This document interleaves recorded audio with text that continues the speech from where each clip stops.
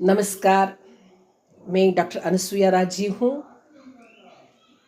आज हिंदी दिवस है। मैं एक विषय पर बात करना चाहती हूँ। भगवान से क्या मांगूं, यह टॉपिक है।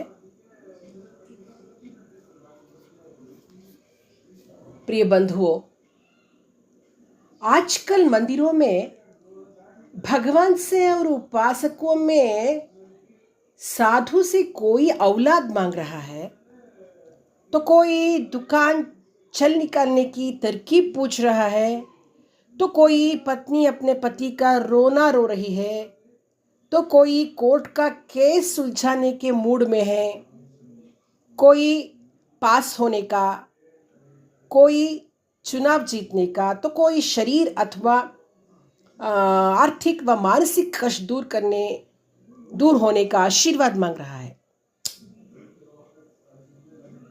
मैं एक कथा सुनाना चाहती हूँ। एक विशाल मंदिर था। उसमें प्रतिष्ठापित प्रतिमा अत्यंत भव्य थी। एक महान चिंतक और प्रतिमा के मध्य यूं मौन वार्तालाप हुआ। क्या हुआ? चिंतक ने प्रतिमा से कहा, मंदिर में अकेली रहती है क्या? प्रतिमा ने तुनक कर कहा, अकेली कहाँ रहती हूँ, दिन भर भिकमंगों की भीड़ जो लगी रहती है, ठाट बाट से पूजा आरती होती है। चिंतक ने कहा, आपके द्वार पर परम भक्त आते होंगे, भीख मांगने वाले क्यों आने लगे? नहीं नहीं, सभी मेरे परम भक्त नहीं। ऊपर से भक्त दिखते हैं, अंतर में कामनाओं से भरे रहते हैं। मूर्ति ने कहा, आपके पास भी कामनाएं लेकर आते हैं, हद हो गई। हाँ, इनकी कामनाएं बड़ी विचित्र होती है। अधिकतर धन, पद, सत्ता, ख्याति, कोर्ट कचहरी का संतान से संबंधित होती है। ये मानते हैं मेरी पूजा या मनौती से मन की सब कामनाएं सिद्ध होती है, पर मुझे पूजा आरती या मनौती की चाह नहीं। फिर सबकी कामनाएं पूर्ण करती है क्या?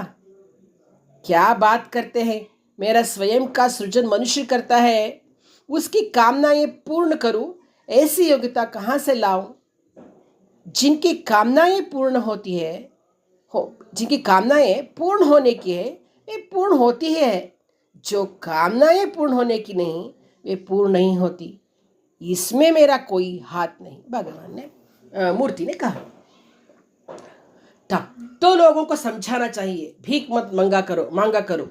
मेरे में कामनाएं पूर्ण करने का सामर्थ्य नहीं, समझाने में कुछ खतरा लगता है क्या?